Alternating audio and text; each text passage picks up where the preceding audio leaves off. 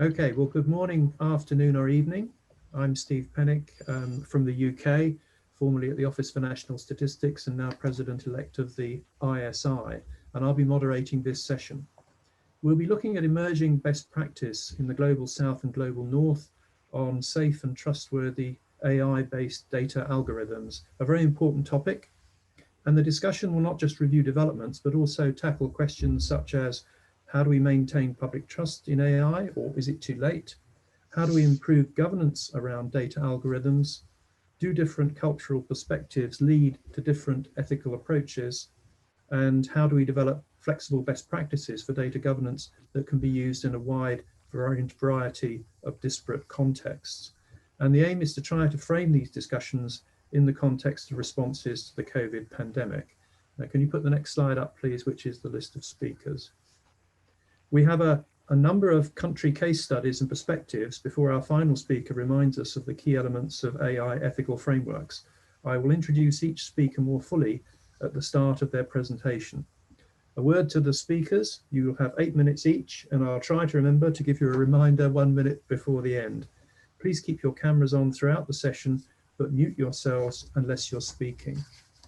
And also a word to the delegates, please keep your microphones on mute and your cameras off.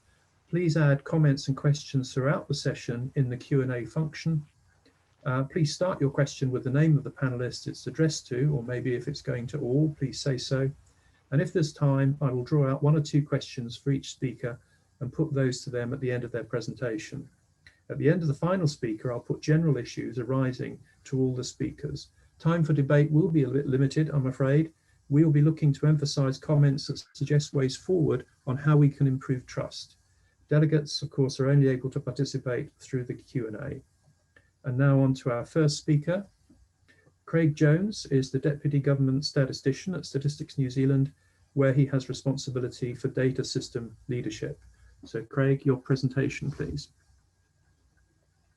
Tēnā koutou katoa, I hui nei I tēnei wā, I mihi ana, ahau ki tēnā o koutou I hui nei.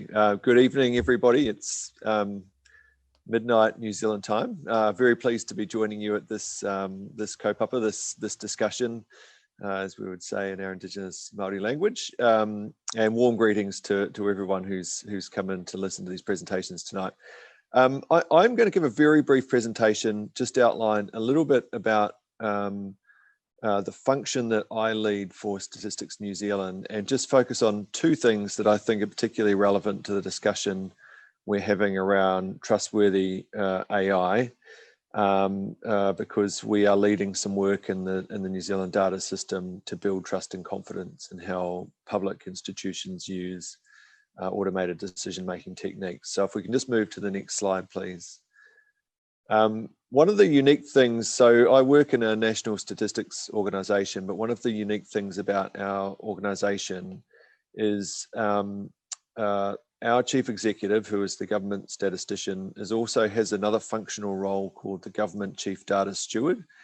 And what that role is designed to do is to work across the data system, mainly the government data system, to try and build capability for collecting, managing and using data in a safe way. So rather than just producing statistical outputs, it's taking a much wider view of the data system and working with our government partners, and increasingly working with our Indigenous partners, iwi Māori, to build capability for how information is used in those communities. So we have sort of 4 roles. As it says in the slide, developing co-governance models with iwi Māori, and I've spent all of today actually in a co-design session about how we might more effectively govern our data assets, so involving Māori much more in decision making around how government uses information for and about Māori. Responding to new and emerging data issues, as I said, building capability, but particularly relevant for this discussion this evening is building public trust and confidence in the government data system. And so, as I said, I'll just focus on a couple of things that would be particularly relevant to that. So if we can move to the next slide, please. As I said, these are the kinds of elements of data system leadership. So focusing in on emerging issues and delivering policy advice, building capability, as I said, the trust and confidence, the things I want to talk about are listed there. We've been doing some work to develop a charter for government agencies about safe and effective use of algorithms. That we've just announced, well, just recently announced that in 25 or so agencies have signed up to that charter, which commits to certain practices that are designed to engender trust in how public agencies are using people's information. The other things I thought I'd touch on are just some of the things that we're doing to develop systems and capabilities around data ethics for the analytics industry in the public sector in New Zealand. So I might quickly move on and just dive into those aspects in the short time that I've got. I think I've probably got about 4 or 5 minutes to talk about those things. So if we can move to the next slide, please. The algorithm charter for Aotearoa, New Zealand. This came out of some work that we did a couple of years ago, responding to some concerns that ministers had about a couple of automated decision-making techniques that were being used by government agencies that were deemed to be a little bit, some of the elements of them were not deemed to be particularly safe. So we did some work to look at across government how this was being, how algorithms were being used, quite tightly defined definitions of algorithms around the things that are used in the operations of government, and developed a report looking at how effectively agencies were using them. It was quite positive, but there was a lot of variability in the way that agencies were, transparent about what they were doing, or lack of transparency was deemed to be one of the aspects that was of concern. So while there were no major concerns, there were a number of things that we felt could be tightened up in the system just to make sure that we had the right settings in place to engender public trust and confidence. So we've developed a charter that basically agencies commit to a range of behaviours around being transparent, partnering particularly with our Indigenous communities when developing these kinds of techniques, focusing on people rather than data. What is the impact potentially on people? If these, if something does go wrong, what's the likely impact? But also focusing on elements of data quality, making sure that data is fit for purpose for the decisions that are being taken as a consequence of these automated decision-making techniques. And ensuring that there's human oversight, so that there are some mechanisms in place to ensure that human oversight continues to remain in the decisions that are being taken by automated techniques. So as I said, there's 25 signatories have signed up to this. It's quite early, so that was only launched a few months ago, and we've yet to review how agencies are going with the implementation, but we're focusing on supporting them to do that. So that's one thing I thought might be of interest for some discussion tonight. And I'll just quickly flick to the last slide just to outline some of the aspects that we're implementing as well. We've set up a data ethics advisory group where agencies can come. We do the secretariat for that group, and they can test ideas early on in the process of developing new and innovative practices using data, particularly sophisticated algorithmic techniques that are becoming increasingly common in government, so that they can test those kinds of things to make sure that they are doing them in a way that's consistent with ethical principles. One of the other things that we've done is develop a micro-credential for the 1 minute, thanks very much. A micro-credential for the analytics industry around data ethics. One of the things that we've identified in the, as data science degrees and analysts have come through the system, they don't necessarily have a stronger focus on ethics in the undergraduate and graduate degrees that they're doing. So this is an opportunity to rapidly upskill in the area of data ethics, so focusing on things like bias, about Indigenous concepts of noa, which is the benefits and opportunities of these kinds of things, and tapu, the kind of sensitivities and risks associated with these kinds of analytical techniques. As I said, transparency and so forth.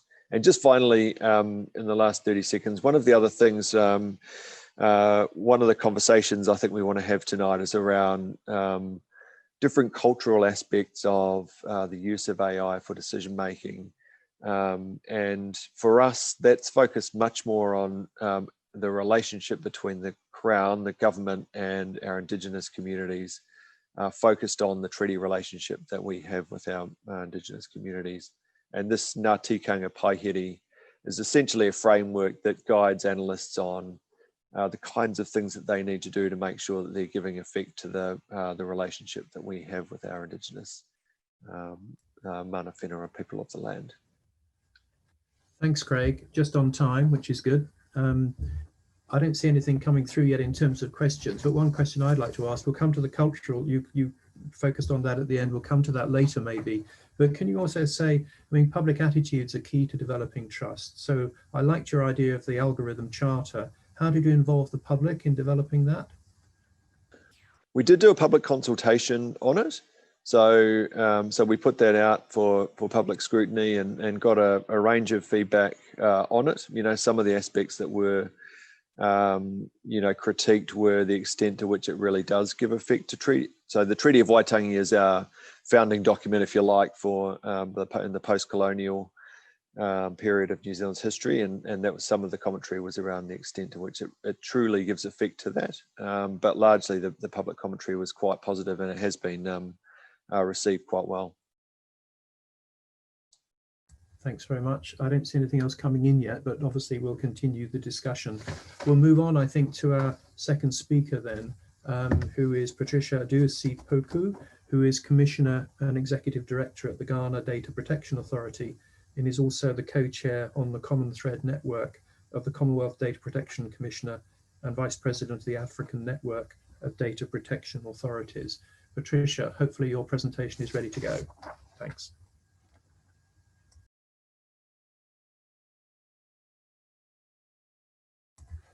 Can you hear me, Patricia? We can't hear you yet. You're muted, I think.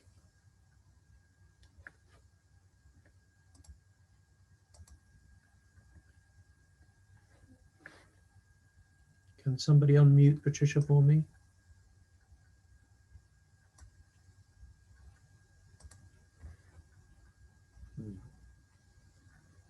One more chance, and then what we'll do is we'll change the order and bring in Anna.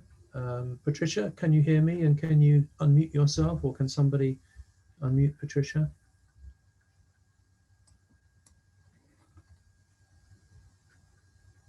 No.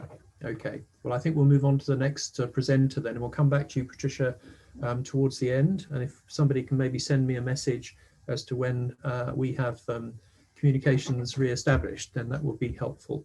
Can we move on to Anna's presentation? Thank you. Anna Matreva leads the Data for Smart and Sustainable Cities project at Statistics Netherlands. Recently, she led a project on fair algorithms in the social domain, where she closely collaborated with the City of Amsterdam, the Ministry of the Interior and Kingdom Relations, University of Amsterdam, many other partners. Now, Anna has provided us with a video of her talk, so can we please show the video? Thank you.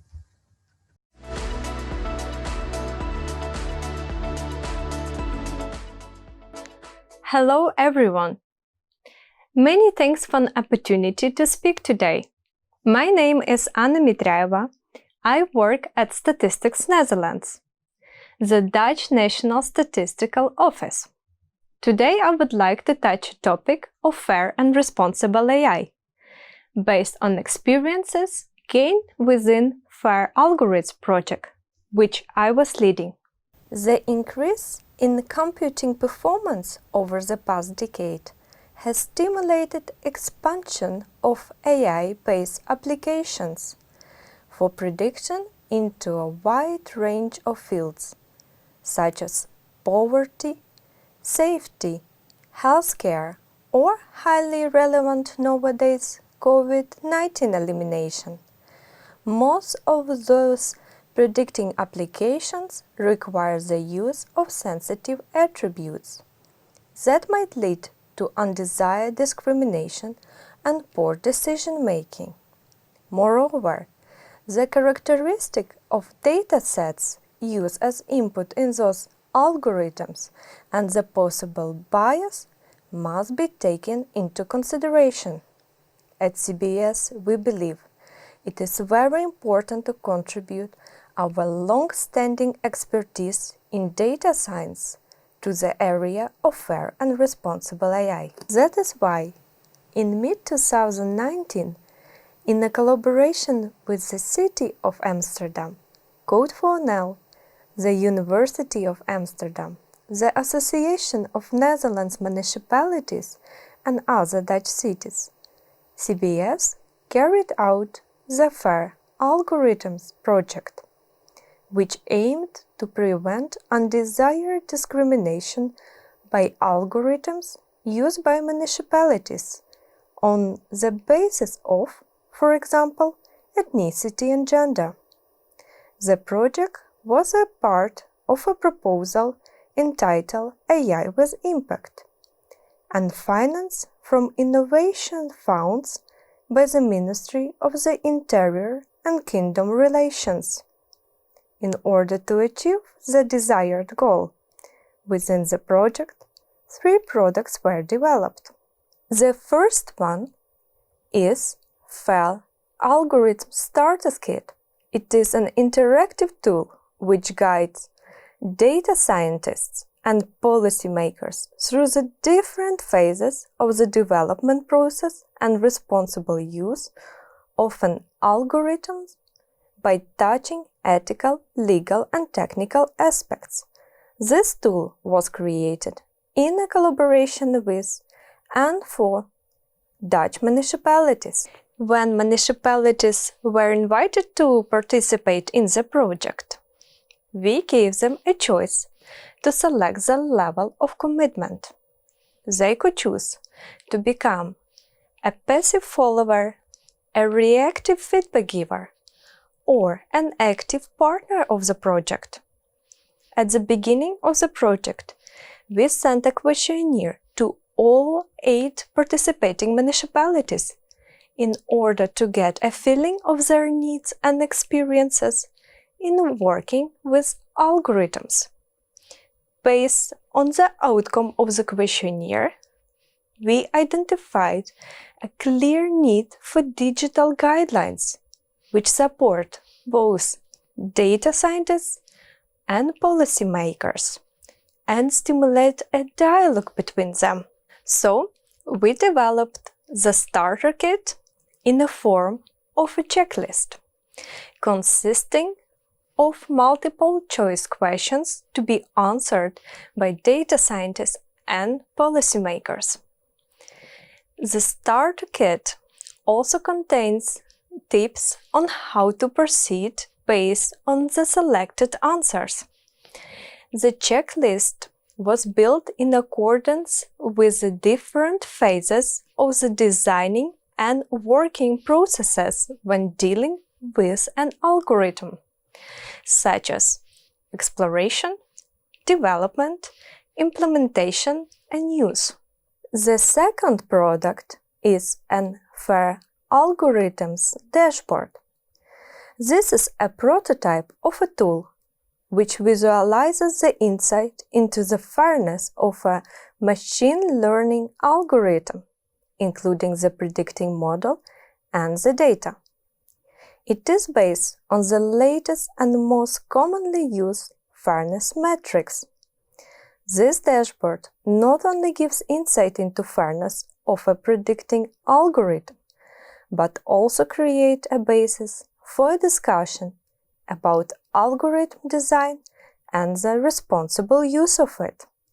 The third product is the so-called fair trade method, which was developed during the research at the City of Amsterdam. The fair trade method is based on the latest causality fairness criteria and aims to ensure predicting algorithms without any implicit discrimination. The project and its results have received a lot of attention and positive reactions from different governmental, research, and private institutions. Our systematic approach to responsible development and the use of fair algorithms is highly appreciated. There is a clear interest to build on our results and further develop this approach. During the project, it became clear that fair and responsible AI can be gained only by dynamic and continued collaboration and dialogue between business and industry, knowledge institutes, civic society, and government. These collaborations need to have a multidisciplinary character touching various aspects such as ethics, data science, privacy, legacy, transparency, and explainability, etc.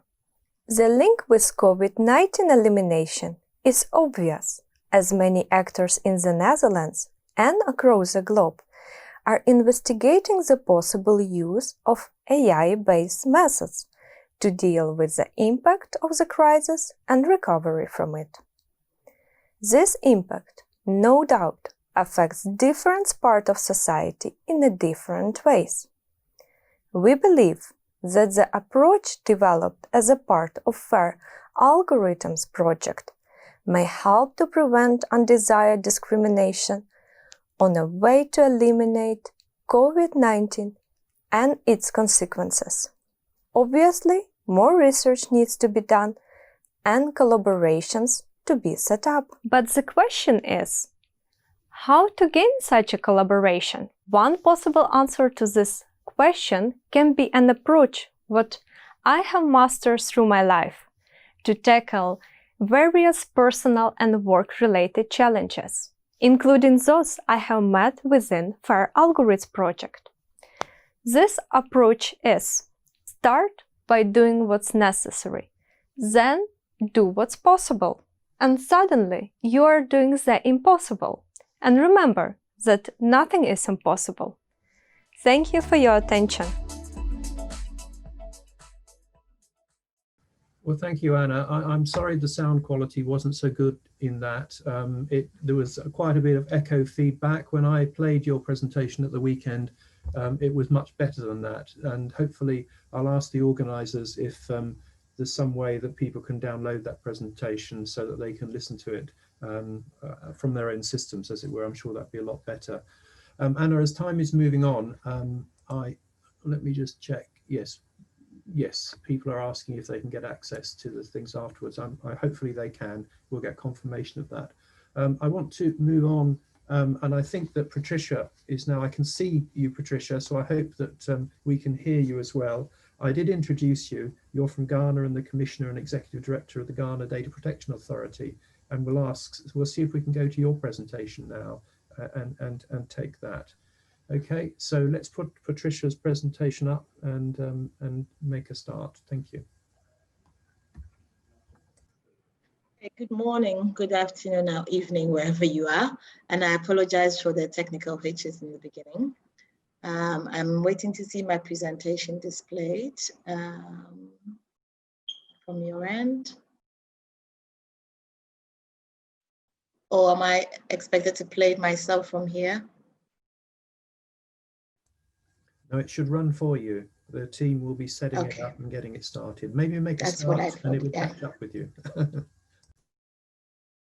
Okay, so I'll start in general because I've got a copy in front of me here. So I'll just give a quick introduction to Ghana, but it's here. Thank you. So our presentation on safe and trustworthy AI-based algorithms is based on best practices that we have from the global north, as Ghana as a state, an African state, don't have a set standard as such to explain or an established enough ecosystem using AI to give you some typical examples of how we're using it. However, we do know that AI is being used in our state and in the African region, if I can speak for them. Next slide, please.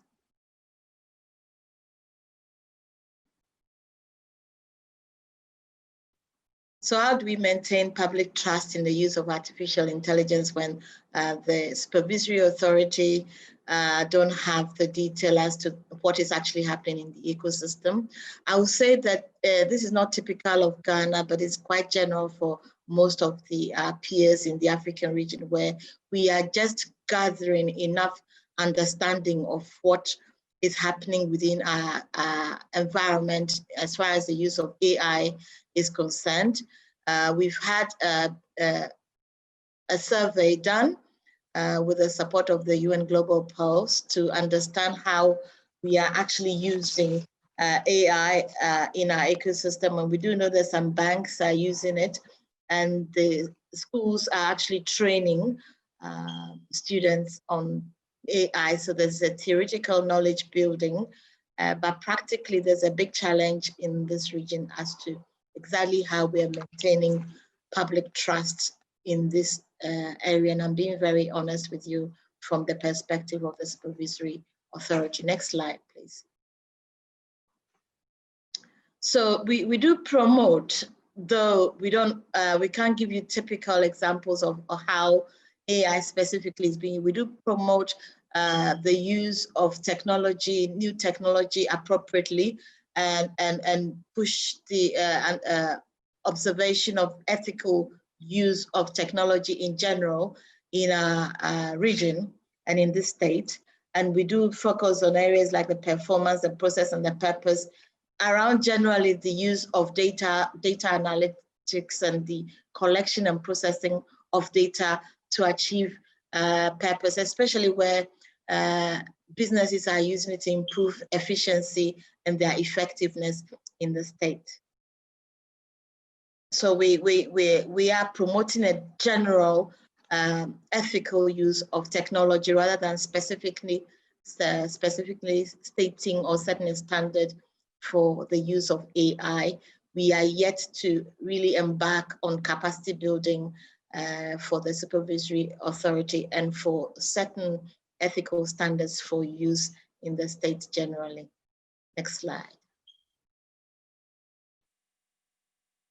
So Ghana DPC, at the forefront of this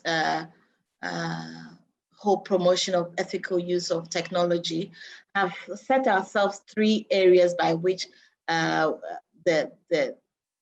use and the ethical use of technology can be assessed. And we are actively, since 2019, promoting transparency, building trust, and then pushing towards a whole national transformation focus on the use of technology. That has taken a lot of buy-in from businesses and critical stakeholders. And we're building transparency, one between data controllers and the supervisory authority. And we are enforcing our mandate in a way that data controllers will see that it is effective and efficient for them to promote transparency in the way they use data with their data subjects. So though we can't specifically give you detailed responses around AI as a channel specifically, we are promoting the use of transparency, fairness, and the consideration of purposes for the collection and processing of data, more specifically personal data.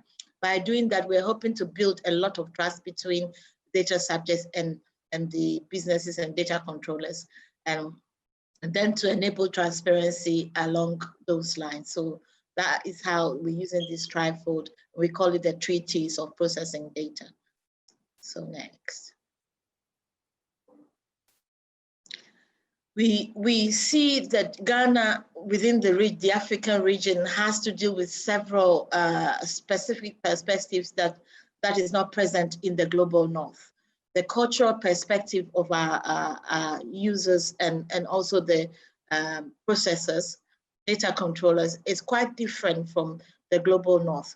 in this region, you find that we don't have the culture to actually challenge the status quo as you will find it in the global north, where individuals or groups or campaign groups are rising, where they will really challenge the use of data analytics, deep machine learning that causes data controllers to want to proactively be accountable to the people. We are just educating the individuals in this ecosystem to want to actually ask the right questions of the data collectors, like why are you collecting data?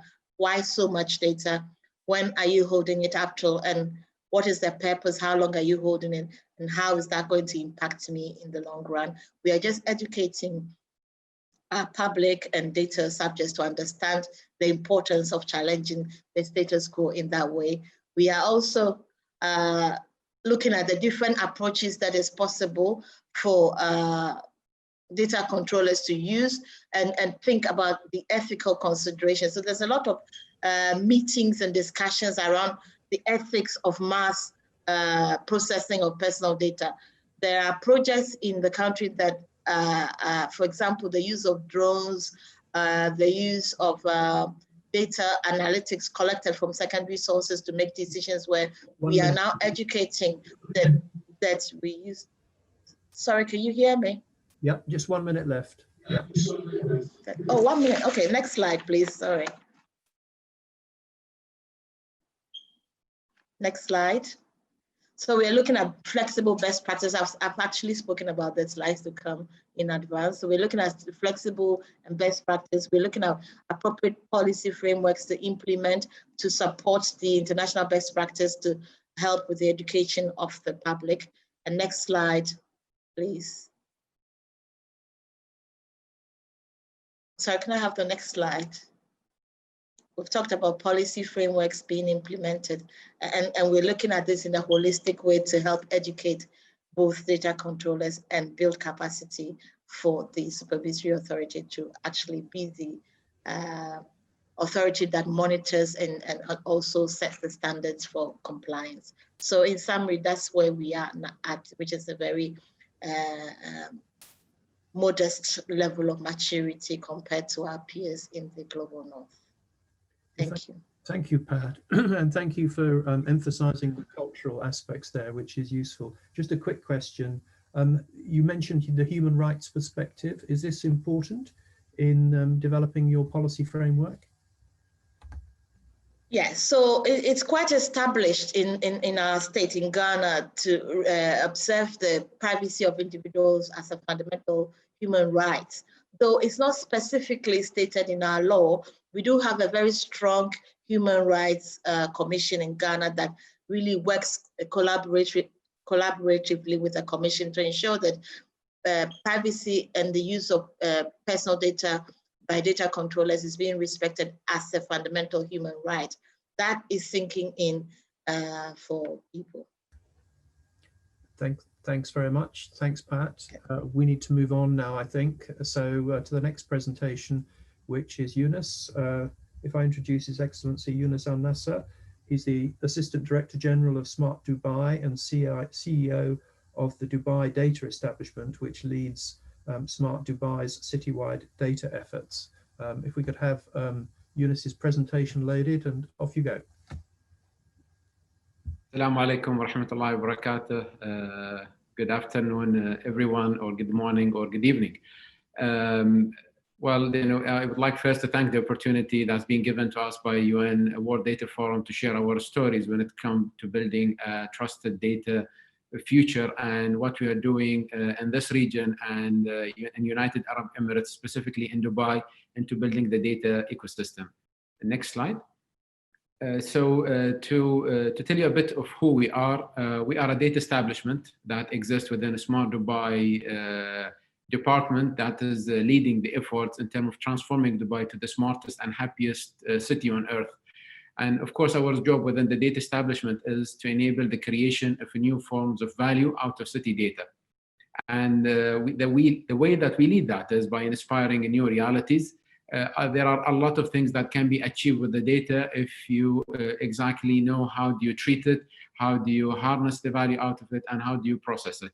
And in order to achieve our goal, we of course building an environment for innovation of data governance, and also having a city data architecture and infrastructure, and building an ecosystem engagement that drives this new realities and creates a value out of our city data.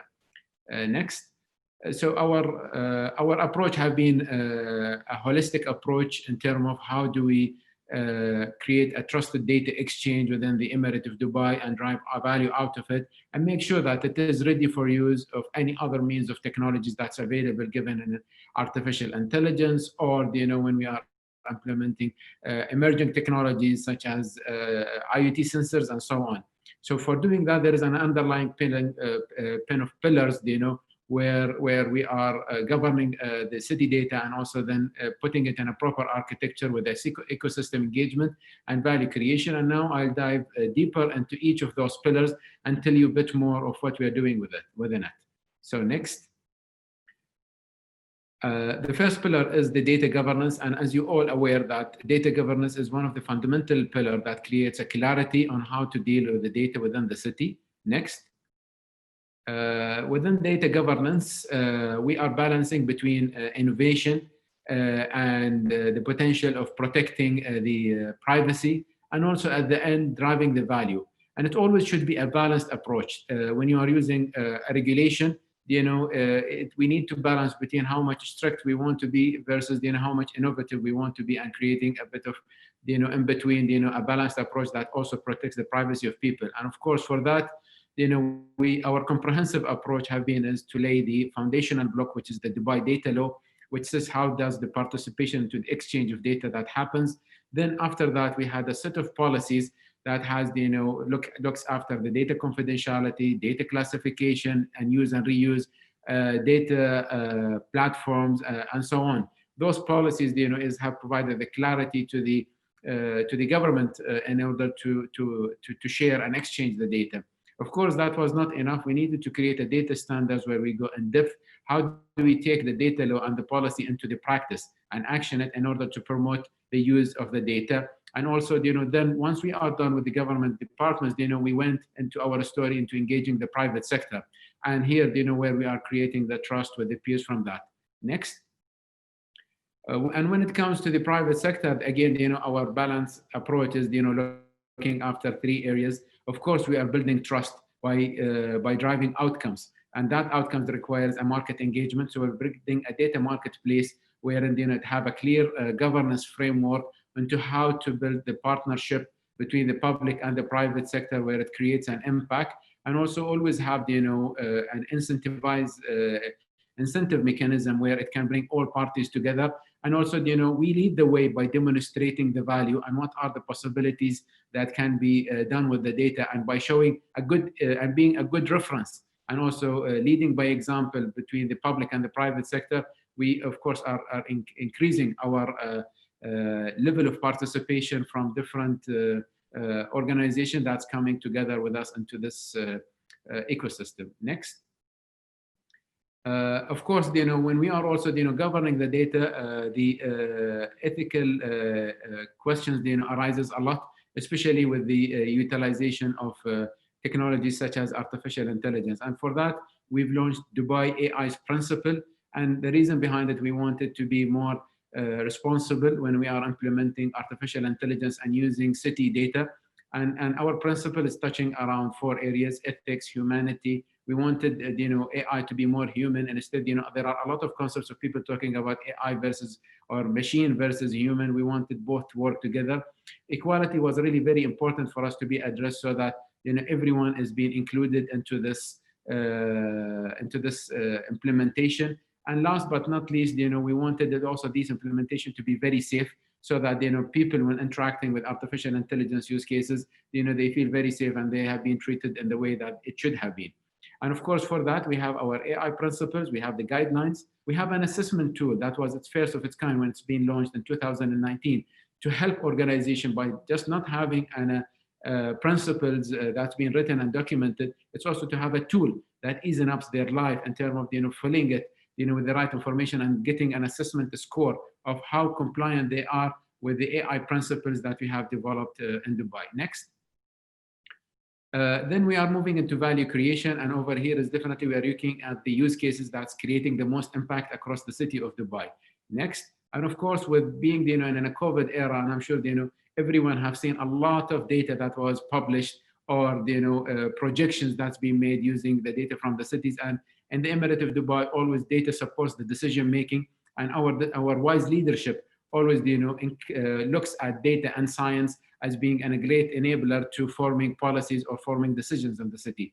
For that, as a Smart Dubai Data, we have built a dashboard using the power of data science and linking and integrating city data in order to provide the decision makers in the Emirate of Dubai with a clear view of where do we stand today and with COVID, and how does our curve look like, what is the capacity that's available in Dubai in terms of healthcare, what kind of projections that we need to make in order to understand the different scenarios that we go through, and then also be better prepare the city for the different situations that we are going through from healthcare, but also from economical point of view. Next, our dashboard is also, have been, sure, our dashboard has been also, empowered with the solutions such as simulation, city simulation tools that is helping also understanding the different situations that we are in the city. Next. We've also launched another dashboard for the food security, where it's looking again, another area which was arised globally with the global lockdown that have happened, and looking at the national reserve of the security of food was really important. And for that, we used again the power of data as a value in order to support the decisions that needed in this area. Next. Of course, our story have not started today. Our data story have started, from 2014, and that was a very rich roadmap that we've been through to where we are today. We are creating a trusted data by forming registers in the city, and also looking at the impactful use cases that are there for us. As you all know, UAE is going to celebrate its 50th anniversary next year, and we are also looking forward, towards how to be innovative in this area and to be global world leader into data domain that can support policy creation and support innovation in the Emirate. Next. And all of that is, of course, for a reason, and I would like to use it and to end with a quote from His Highness Sheikh Hamdan bin Mohammed bin Rashid Al Maktoum, the Vice Prince, the Crown Prince of Dubai and the Chairman of the Executive Council, where he said, the data economy becomes an essential financial pillar for all future cities. And this is our focus over here, with all of us happening globally, I think we need to look at the value of the data and also drive an economy out of it, where it's really keeping our countries, cities, nations to be more innovative. Again, thank again, for this opportunity. And maybe I have rushed a bit of areas, but I wanted to cover as much as possible and share our story with you. Thank you, Yunus. Yes, you've covered a lot of ground. There is a good question in the chat from Ben Kickert, but I'm going to use that in the general discussion at the end. And just in order to get through the presentations, go straight to the next one, Sure. Which is from Asaf Jung Chun from Korea. Jung is the Director General of the Statistics Research Institute, the state-run think tank of official statistics and data innovation in Korea. So Jung, if your presentation's ready, let's please make a start. Okay, thank you, Steve. So as you can see, I'm going to talk about the so-called evolutionary practice of data science and AI in Korea to flatten the epidemic curve and sustaining. I'm sure Mimi will do it, so don't worry about that. Okay, next slide. Thank you. Okay, no worries. Thank you very much. Yeah, I just like to acknowledge my co-authors, my staff. No, I've just spoken to Mimi, and they're also on the way to. I'm hearing someone speaking. Okay. All right, next slide. You have to. Next slide. Okay, just to give you context of the how different countries, especially among the OECD countries, are performing given this, I think a new crisis we are all experiencing in the wake of the COVID-19.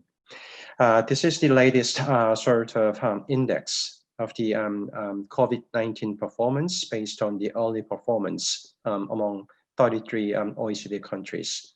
The reason I present this is not to brag about how Korea has performed pretty well, just like to show why we should have this kind of data together based on, for example, this multidimensional the indexes. For example, how many deaths we have per million, effective reproduction rate, epidemic control efficiency, and then that ERR decline, and then how much mobility we are allowing based on this is the Google mobility data.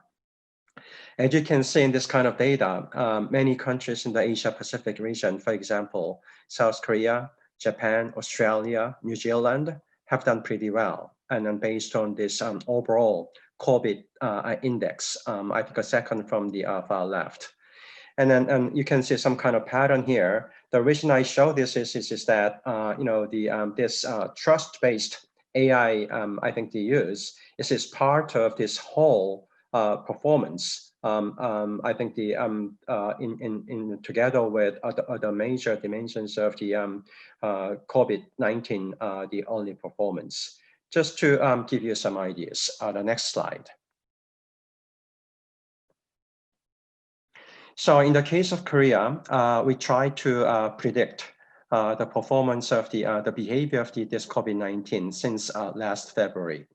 And this is based on statistics, data science, AI, and then other tools that we have in our toolbox.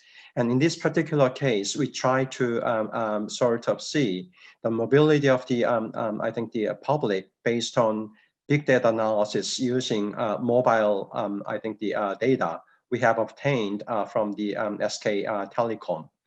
And the reason I show this is that we try to kind of observe how people are behaving in response to all different mechanisms of the flattening this epidemic curve. So we could see how the people's mobility have declined in comparison to the same time period the last year. So once we have, I think they decide to, I think they take on some kind of intervention measures, and we like to see whether that has impact on people's behavior, particularly mobility. So this shows the mobility pattern in the past, I think the 6 to the 7 months.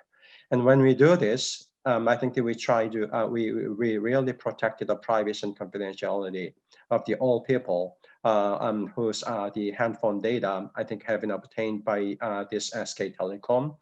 And KOSTAT, Statistics Korea, has used this data together with other, I think, the private data. And in this sort of linking mechanism, we protected privacy of the all individuals. And we are talking about 22 million people in this big data analysis. And this was the very critical cornerstone of, I think, the this intervention that we have added to our sort of defense system in the wake of the COVID-19. Next slide.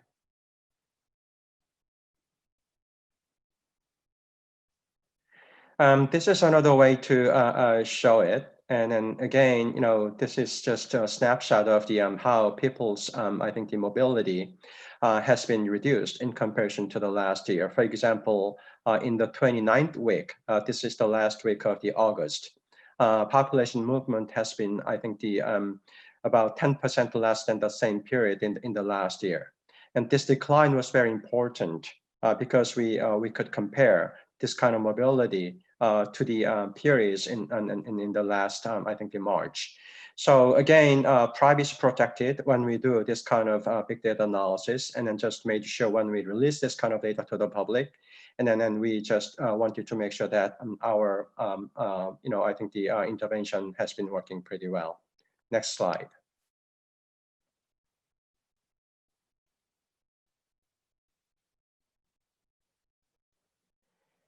Okay, so I just like to kind of emphasize how we have done the so-called smart tracing to flatten the pandemic curve and then protect individual privacy and confidentiality.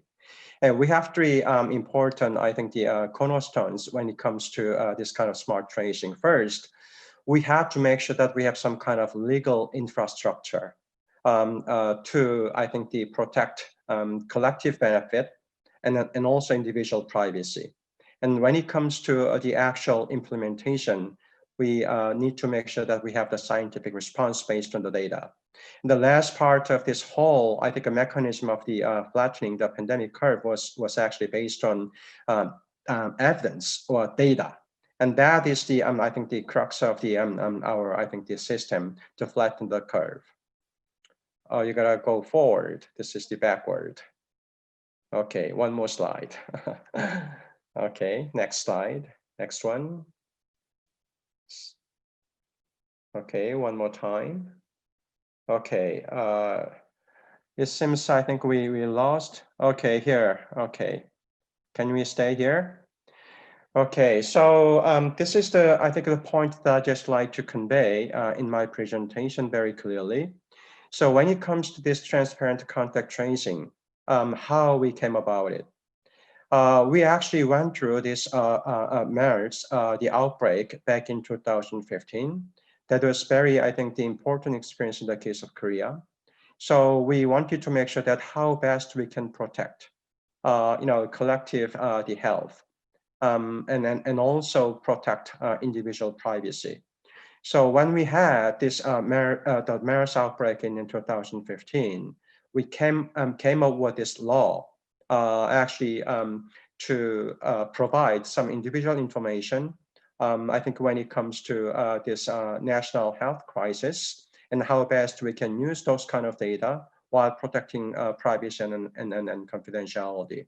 So we actually came up with this so-called advancement of the smart quarantine info system in 2017. So this is why I call it evolutionary practice. We start with this legal requirement first, just to make sure that we have good the legal system in place, and then we moved on. Okay, this system of the smart quarantine info system. And then when we did the kind of big data analysis that I just showed you, we continue to link that kind of big data analysis with this quarantine info system that we have developed back in 2017. So when it comes to location data, the car transaction data, and many other individual information, we actually went through sort of evolutionary, I think, the development of the whole system with higher level of privacy. And then that's the kind of key point of my presentation here. Next slide.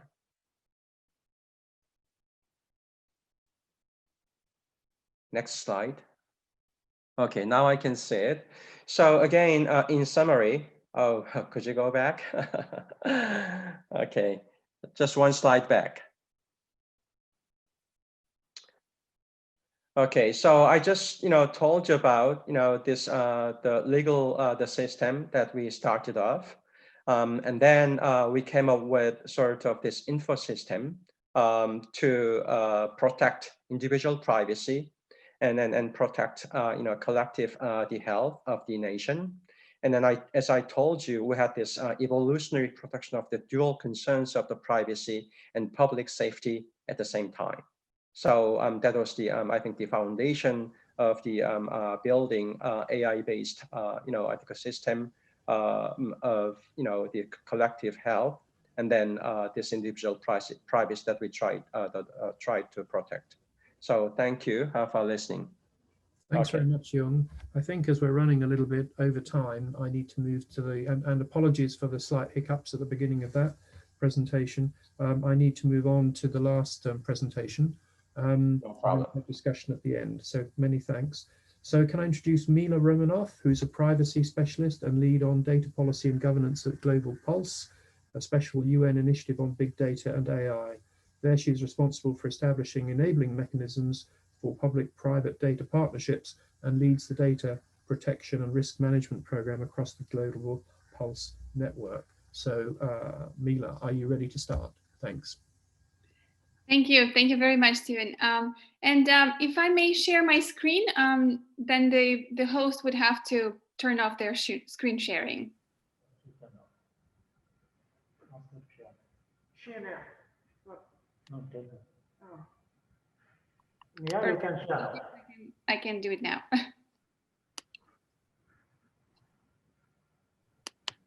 Okay, wonderful. Just to confirm, you can see my screen. Perfect. Okay. All right, well, thank you very much for joining our panel today. It's a pleasure to see so many questions and hear so many wonderful presentations. I'll be fast in the view of the time.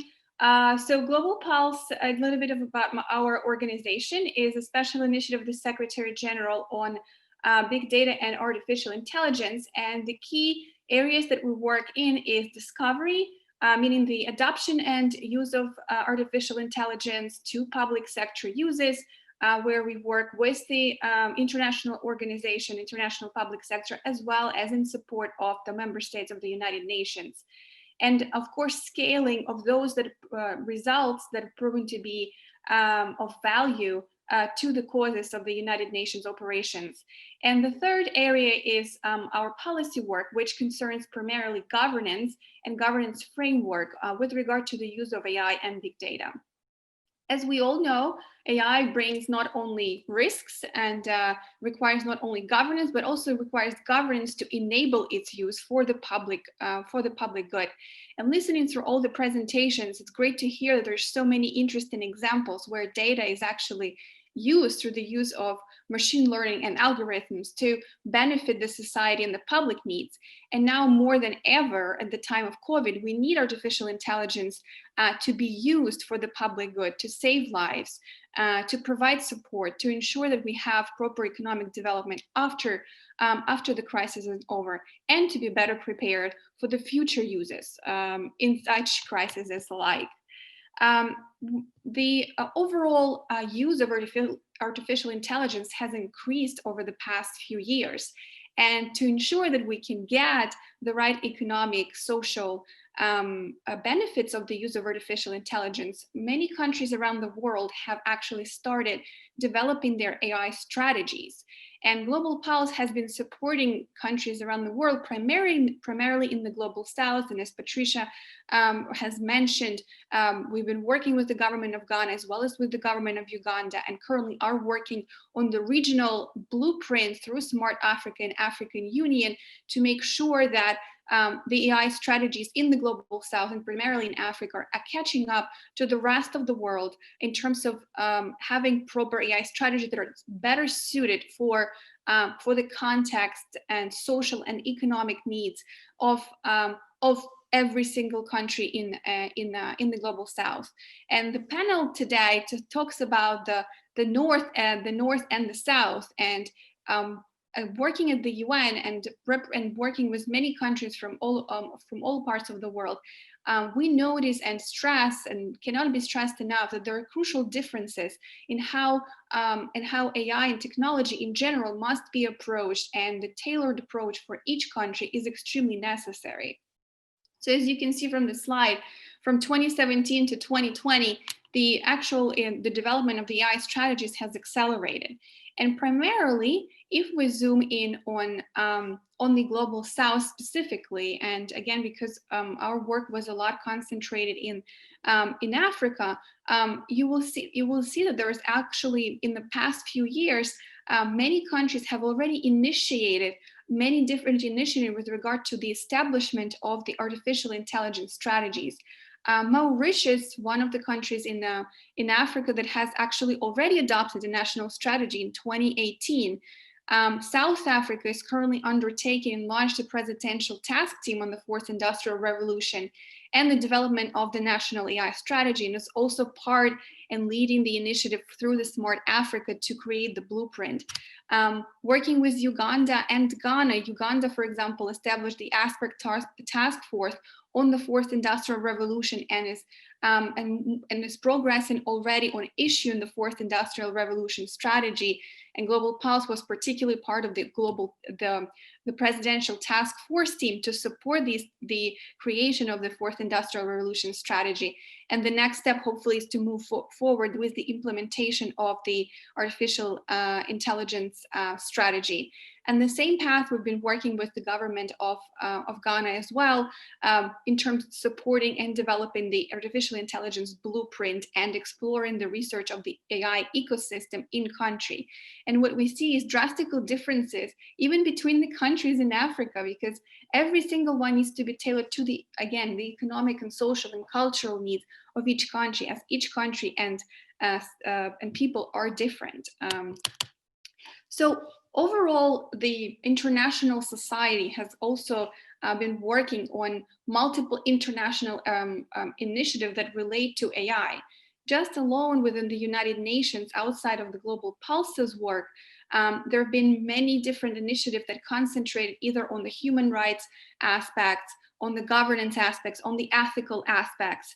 And just a few here to note is outside of the UN Smart Africa that I've mentioned, European Union obviously had in the Global North approach on the the initiative of the European AI Alliance, OECD with its policy observatory that and the AI ethical principles that have been issued in 2018, UNESCO that is currently working and has received a mandate to develop the normative instrument on the ethics of AI. Within, and continue on to the UN's work and also its impact on the, primarily in working and supporting the countries in the Global South, is the discussions were around the digital cooperation as part of the high-level panel of the UN Secretary General on digital cooperation. And Global Pulse is the co-champion of its recommendation 3C, which primarily works on the development of the ethical principles and standard to ensure that we can use AI in a trustworthy and safe manner. And another interesting aspect that I'd like to mention is actually the recommendation 1B of the same report of the high-level panel on digital cooperation, and then further report on its implementation that was just recently issued, the roadmap on digital cooperation, that we need to make sure that to make sure that we have the safe and trustworthy AI, we have access to quality data. And AI as well as data are the ones that qualify as digital public goods, including as part of the recommendation 1B, must be opened up to the public and must be used for the public, for the society. And I cannot stress enough that that having a proper access to digital public goods, including AI and data, will actually make sure that we have trustworthy, accountable, and safe artificial intelligence. 1 minute, Mila. Thank you. So many issues come with the use of artificial intelligence. With its benefits, of course, come many of the risks, and primarily, risks around privacy, and especially those in the uses of artificial intelligence in the emergency situations, and especially within the vulnerable communities, and where people don't have as much human rights protected, can lead to devastating outcomes. That's why we need to make sure that we have proper governance challenges addressed. And some of the key issues, which I'll be happy to talk about later if we have time, is the mechanisms. When we think about ethics and human rights, the controversy or the complementarity of both, right?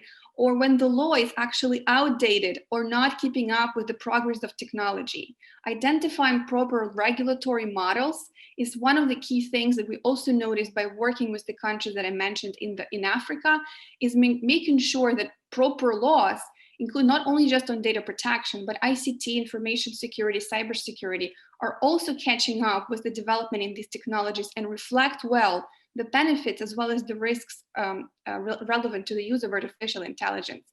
And of course, I'd like to mention the public and private sector partnerships. Governments need to be working with the private sector and also academia to make sure that the progress and the technology is actually keeping up and benefiting the society. Transparency, explainability, as well as the allocation of responsibility and development of proper tools are one of the key things to make sure that we have trustworthy and safe AI.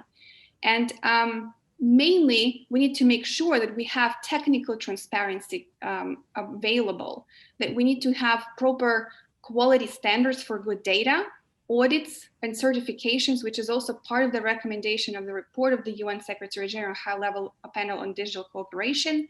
Nina, your time is just about up. Yes, and I'm almost done, thank you. And making sure that artificial intelligence does no harm. We need to make sure that we incentivize good players and incentivize bad players by requiring them not to only pay fines, but only turn over data to use it for public good. which is some of the recommendations that recently emerged from our discussions. And last point that I'd like to make is that we need to make sure that we have proper AI principles and tools that actually help us to ensure that the use of artificial intelligence can truly benefit people and ensure their trust in AI. With that, I'd like to thank you for your attention and good luck with everyone. Happy to answer further questions. Thank you.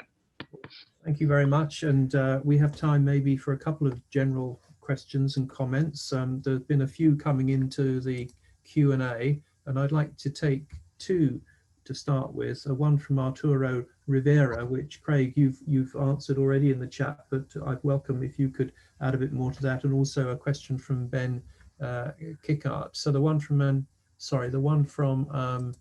Aotearoa Rivera is the one around there's a need to make sure that data subjects have the right tools at hand to actually exert their rights.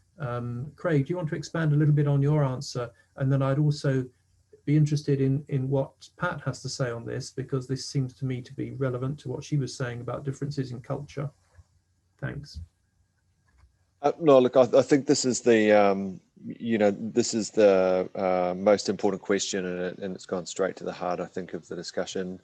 And I think to draw on Mila's presentation, I think that's where we really need to get to in order for people to exert those rights, we need to create the conditions and the tools to be able to explain or to have greater explainability and transparency around algorithmic techniques. One of the tools that Aotearoa put in the question in the question was a framework that I was not familiar with. I think it was Aotearoa, it might have been someone else. Sorry, it was Ben, around SHAP values, that tools that can enable to get under the hood of what's actually going on underneath the hood of algorithms. And I think for us, certainly in New Zealand, that's the really key issue that we're struggling with. We're pushing on agencies in the government sector. That's my biggest focus, but actually I don't think that's my particular focus. I don't actually think that is the most important focus for the country. Actually, I think most of it probably sits in the private sector, but certainly pushing for much greater accountability from government agencies, over which I have some control or some influence. So I don't have a good answer for this, other than to say that I totally support the suggestion or the notion that that's where we've got to get to, is to drive that explainability and enable people to be able to exert their rights, to not be the subject of these kinds of techniques if they are potentially harmful or exacerbating biases. Okay, Pat, do you want to comment on this? If others want to comment, can you just put your hand up? I can see you all, so I can see who needs to come in. It's a very big question for us as well, but I believe that in our state here, the critical thing for us as supervisory authorities is to really educate the individual about their rights, their basic rights, human rights, privacy and data protection. And our law, even though it's quite vague on some of the angles around AI and the advancing technology, it does state clearly that individuals have a right to, assert themselves against automated decision making. And we do promote that every time we get the opportunity to educate the public, to ask questions about how decisions are arrived at, especially when we go to the basics about going to the bank for a loan, for example, and being tender and trying to establish the why, or asking the basic question about how the decision was arrived at. And we are doing this two-pronged approach, educating the individual and then educating the data controllers about enabling enough fairness and transparency in the way that they arrive at their decisions, to enable the individual to assert themselves to either correct inaccurate data or to ensure that the data that is being used to make the decisions not from a secondary source, and that is original data, that they have the right to participate in the decision making around that data. we're enabling and encouraging data controllers to also use privacy statements that explain what happens to the data after collection, and to allow individuals to add or to challenge or to correct data on a timely basis, and to adjust or erase if it's wrong, and to actually stop the buying of secondary data in the system. Okay, thanks. I mean, nobody else is offering to answer. Can I ask Yung Chung whether this is an issue in Korea in terms of cultural differences and how people respond, particularly to things like dashboards for COVID, as to whether they feel that they can challenge the assumptions behind them? Yes, I think like I said, in the early period of, I think the using all this private information, we actually posted a lot of those information to the dashboard, and then people were able to see, a lot of private information to a certain extent. So I think just like Steve asked, there has been some adjustment and then changes in the practice of releasing some of those private information in the first month. And then since then, we continued to change and how long we can release some of those information to public. Again, for the benefit of the public good. Some of the public near the confirmed cases, they have the right to know where this, the actual patients come by, and then they are likely to infect other people. So we have this dual balance of the, protecting the private information, but also we have this responsibility for the public good. So actually, when we did the periodic surveys of how people feel about this kind of information in the public domain, and we had a pretty, I think, good, I think this actually reaction to the amount of information they get, and then the adjustments that we have made over time. So that's what I call evolutionary practice of the protecting private information, and still we maintain this public good really in good place. Thanks. A number of you have Mila, I'll bring you in next. A number of you have toolkits which hopefully should enable citizens to challenge AI algorithms and so on. I'd be very interested to know the experience with that and the response from the public in those sorts of things. Mila, do you want to come in on this? Thanks. Thanks, Craig. And I know we're almost out at the time. Just coming also from one of the global south countries, Ukraine, and of working for the United Nations and working with many countries in the global south, what I'd like to note is that, when it comes down, and I'm addressing the previous question, on the privacy and the understanding of privacy. Well, first of all, when we talk about artificial intelligence and the data subject rights, they drastically different from Europe to Asia to Africa. And when I brought up, and the notion of privacy, and I'm actually coming from now speaking not from my organization, but Ukrainian experience, privacy in Ukraine means completely different than what privacy means, for example, in the United States. And the notion of privacy in Africa, for example, and not in every country, but in the countries that we worked with, for example, also means different things. The notion of data protection in Europe is more about as the right. The notion of data protection or privacy itself, and for example, in Ukraine, it's more about the community, and the privacy itself as an individual exists, but it means something different. And I know we also have colleagues from South Korea and work with many colleagues in the South Korea. And the notion of community and the group privacy also matters a lot. And when we worked, for example, and explored the use of artificial intelligence in Uganda, Ghana, and worked with South Africa, and through the Smart Africa with many countries to develop the regional blueprint, understanding of also the right of Ubuntu, right, and participation of community in what artificial intelligence, what types of decisions are made with artificial intelligence is quite more relevant, not relevant, but much more important to the society than, for example, that it is highlighted in many other AI strategies across the world that we've done analysis of. So I think these cultural differences must be definitely reflected, including when we think about privacy and data protection. And that will influence also the transparency of the algorithms and their decision-making as a follow-up. Mila, I'm sorry, and I'm sorry to Anna who wants to come in because we're now out of time, with apologies, but we will just carry on the discussion on the Q&A. That will carry on for some while now, so I'd ask all the panelists to look at that and add their thoughts and discussions to the points that people are making. Can I thank you all for your contributions? I'm sorry we had some technical hitches with the slides and with the, the live streaming and so on. That sort of happens. But I think we've started very useful dialogue and discussion on this, and hope you can now move to the Q&A and continue that for a short period. Thanks very much to everybody, and thanks to the organisers. Thank you, Steve. Thank you, everyone. Thank you.